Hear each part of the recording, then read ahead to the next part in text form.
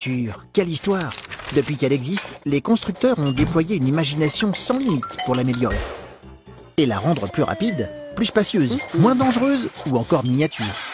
Aujourd'hui, on se demande surtout comment faire une voiture plus propre, ou plus écolo, si tu préfères. Normal, il y a désormais 1 milliard de voitures qui roulent dans le monde. Et la voiture, ça pollue. Mais comment fait-on pour rendre une voiture plus propre?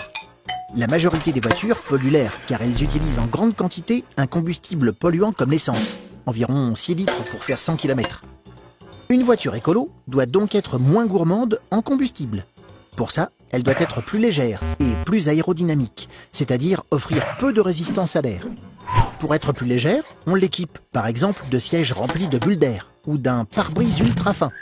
Et pour être aérodynamique, on lui dessine une silhouette fendant l'air, avec des pneus très étroits, et pas le moindre accessoire qui dépasse. Des constructeurs sont en course pour construire des voitures comme celle-ci.